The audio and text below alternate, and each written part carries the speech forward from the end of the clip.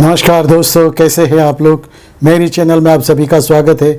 मेरी चैनल रंगीन राह है, a road to success, a road to stardom. दोस्तों, आज कुछ ऐसा वीडियो लेके आया हूं जो आप सोचोगे कि एक सुपरस्टार अपनी कुर्सी दूसरे सुपरस्टार के लिए आगे का रास्ता खुला कर देती है। कैसे होता है? कभी कभी ऐसे होता है कि बड़े बड़े सुपरस्टार जो होते हैं, बड़े सुपरस्टार यानी बहुत ऊंचाई पे पहुंचे हुए जो कलाकार रहते हैं, वो अपने आप को सुपरस्टार ही समझते और वो ऐसी गलतियां कर जाते कि बाद में पछताते रहते और बाद में यानी कहानियों में सुनते रहते कि ये फिल्म बहुत अच्छी चली, ये फला एक्टर ने ये फिल्म छोड़ दी तो दूसरे एक्टर ने जो ले ली बहुत अच्छी चली और वो सुपरस्टार बन गया। क्योंकि इसे कहते हैं पाँव पे कुल्हाड़ी मारना। बहुत बार ऐसा होता है कि आर्टिस्ट, हाँ ज़रूरी है कि बिज़ी तो होगा ही, क्योंकि बिज़ी होगा तो वो फिल्म को टाइम नहीं दे पाएगा, फिल्म बनाने में टाइम नहीं दे पाएगा। और कभी ऐसा भी होता है कि वो कह देता है कि मुझे ये कहानी पसंद नहीं आई, कुछ भी नहीं, क्योंकि वो नहीं चाहता है अगर ज़्यादा पैसा भी मांग ले, ज़्यादा फीस भी मांग ले और वो देने के लिए भी प्रोड्यूसर तैयार हो जाए तो फिर वो बहाना करता है कि मेरे पास टाइम नहीं है, मैं टाइम ही नहीं दे पाऊँगा। अगर प्रोड्यूसर कहे कि मुझे फिल्म जल्दी बनानी है, बहुत जल्दी बनानी है, फटाफट बनानी, 2 महीने में 3 महीने में बनानी है, तो वो कहेगा कि 2 से 3 महीने मैं जो एक साथ में दे नहीं सकता। इसके लिए वो एक्टर कहेगा कि मुझे मेरी फ़ीस इतनी दे दो, ज़्यादा दे दो। वो सोचेगा कि ये ज़्यादा फ़ीस मिल जाएगी, अगर उनको मुझे ही लेना है तो ज़्यादा फ़ीस दे देंगे, या तो मुझे ये फिल्म छोड़नी भी है तो मैं ऐसे ही करूँगा। तो दोस्तों, ऐसा ही कुछ इस मामले में हुआ था। हमारे बिग स्टार अमिताभ बच्चन के मामले में भी ऐसा ही हुआ था। ऐसा हुआ था तो आपने सोचा होगा कि गलती कर दी थी। गलती तो थी, हालांकि उनके पास टाइम तो नहीं था, लेकिन टाइम तो निकाला जा सकता है। क्योंकि बहुत बार ऐसा होता था कि अमिताभ बच्चन एक रात को दीवार की शूटिंग करते और दिन में दूसरी फिल्म की शूटिंग करते थे, शोले की शूटिंग करते थे। दोस्तों, रात में दीवार, दिन में शोले। ऐसा भी होता था कि 2 शिफ्ट, 3 शिफ्ट, 4 शिफ्टें करते थे, तो टाइम तो एडजस्ट हो जाता था। लेकिन उस कहानी में, जो कहानी उनके पास आई थी, उस कहानी में उनको लगा कि इसमें कुछ मेरे लायक है नहीं, कुछ करने लायक है नहीं, तो उन्होंने प्रोड्यूसर को कह दिया कि मुझे कहानी पसंद नहीं आई, कि मैं कुछ कर नहीं पाऊँगा या मुझे टाइम भी नहीं। तो प्रोड्यूसर समझ गए कि इनको ज़्यादा फ़ीस चाहिए, तो उन्होंने कहा आपकी फ़ीस हम दे देंगे, तो भी आप कर लीजिए, लेकिन हम चाहते हैं कि आप ये करिए। क्योंकि उस वक्त अमिताभ बच्चन का सितारा बुलंदी पे था, हर फिल्म में हिट होती थी और उनको लेना यानी ये फिल्म पूरी हिट होने की संभावनाएँ रह जाती थी। दोस्तों, उस वक्त उनकी कंपटीशन में कोई था नहीं, लेकिन एक हीरो था उनके सामने, विनोद खन्ना जी। विनोद खन्ना जी वही हाइट के थे। हालांकि दोनों ने बहुत सी फिल्मों में साथ में काम किया, लेकिन दोनों एक दूसरे के कॉम्पिटिटर थे।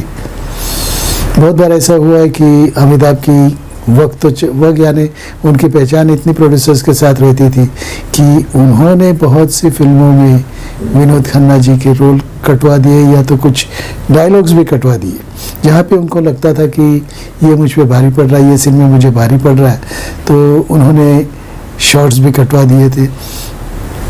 दोस्तों, अमर अकबर एंथोनी में भी ऐसा ही था। अमर अकबर एंथोनी में विनोद खन्ना इंस्पेक्टर बने थे और वहाँ पे अमिताभ जी ने देखा कि ये कुछ बहुत आगे जा रहे हैं और पब्लिक को उनका काम अच्छा लगेगा, और अमर अकबर एंथोनी जो बने थे, अमर यानी विनोद खन्ना जी थे, अकबर यानी ऋषि कपूर जी थे, और एंथोनी यानी हमारे अमिताभ बच्चन साहब।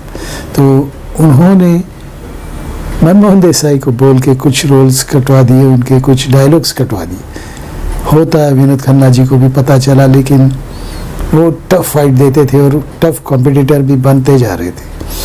तो ये फिल्म उन्होंने जब नकार दी, ये फिल्म कौन सी थी ये भी बताऊंगा।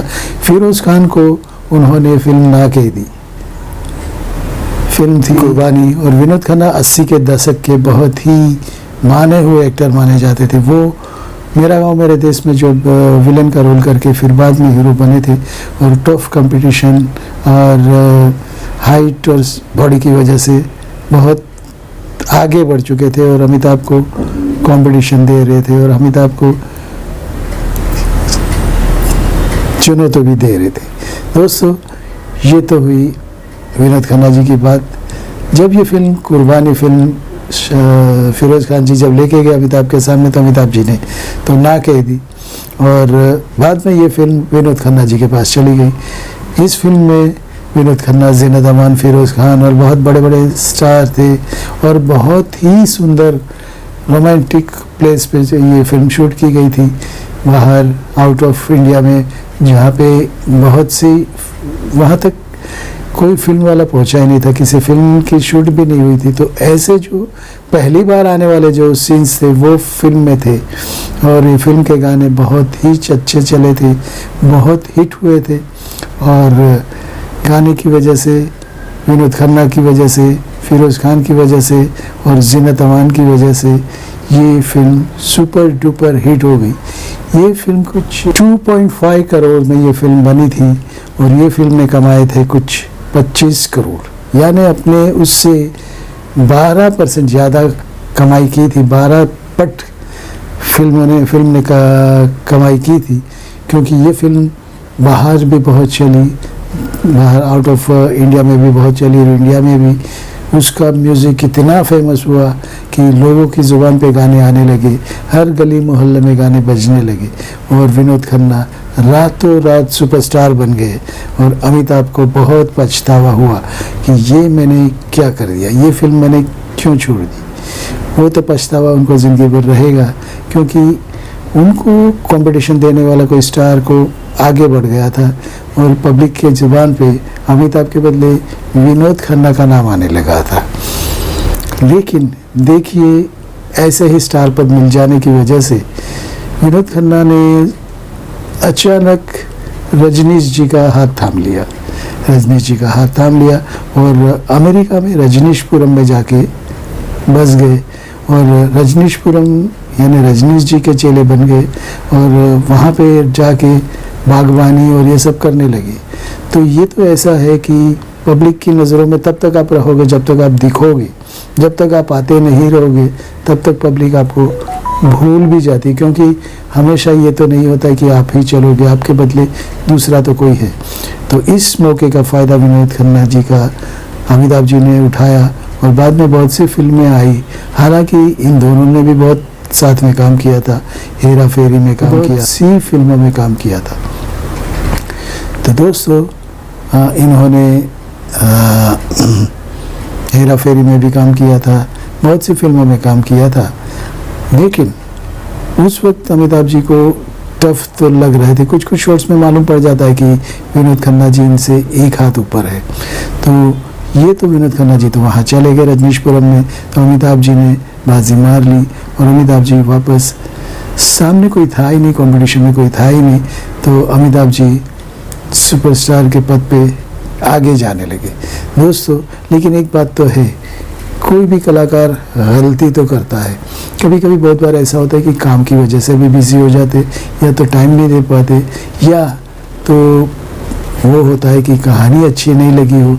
लेकिन इसमें सब कुछ था, कहानी थी, म्यूज़िक था, एक्टर थे, डायरेक्टर थे, बहुत अच्छे अच्छे कलाकार भी थे, लेकिन ये गलती अमिताभ को लग गई थी और गलती कर ली थी उन्होंने।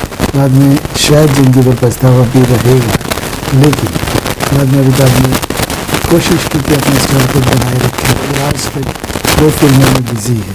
दोस्तों, ये थी कुछ बातें, थोड़ी सी गलती और दूसरे तो आपके पीछे है, क्योंकि ये ऐसी लाइन है, आप नहीं तो और सही, तुम और नहीं तो और सही, कोई ना कोई तो आते रहेगा। यही बात मैं अपने नए दोस्तों को भी कहना चाहूँगा कि आपको जो भी फिल्म मिले, जो भी कैरेक्टर मिले, यही पकड़ के मत बैठिए कि मैं हीरो ही बनूँगा या तो नेगेटिव ही करूँगा। जो काम मिले वो करते रहिए। क्यों? पब्लिक बहुत जल्दी भूल जाती है आपको। आपने एक फिल्म की, बाद में आपने की नहीं, 10 फिल्म के बाद आओगे तो पब्लिक को एज ए न्यू कमर ही लगोगे, वो पुरानी बातें भूल जाती हैं। इसके लिए हमेशा पब्लिक की निगाहों में रहिए। वैसे यही इसी कारण की वजह तो अमिताभ जी हर संडे को अपने जलसा बंगले के बाहर पब्लिक से मिलते हैं, यानी पब्लिक को उनका क्रेज़ रहता है और उन्हें प्रोड्यूसर्स भी जानते कि इनका क्रेज़ है, तो प्रोड्यूसर्स उनको फिल्में देते रहते। अमिताभ जी तो कहते कि मैं ज़िंदगी भर काम करते रहूँ, मरते दम तक काम करते रहूँ। तो दोस्तों, हालांकि उनको पैसों की कमी नहीं है, लेकिन काम में बिज़ी रहना बहुत अच्छी बात है। जैसे कि देवानंद साहब करते थे, कोई फिल्म बनाई नहीं चली तो दूसरी फिल्म के लिए तैयारी कर देते थे, यानी बिज़ी रहते थे, अपने आप को बिज़ी रखते थे। तो दोस्तों, यही थी कुछ बातें, ऐसी ही रोचक बातें लेके आया करूँगा। आपका दोस्त, आपका होस्ट विपिन कुमार आपसे विदा लेता है। गुड नाइट, भारत माता की जय, वंदे मातरम। एक बात कहूँगा, अगर आप मेरी चैनल पर नए हो तो नीचे जो लोगो आता है उस पर सब्सक्राइब कीजिए और बाजू का लाल बटन दबा दीजिए। दोस्तों, आपका प्यार सर आँखों पे। Thank you very much.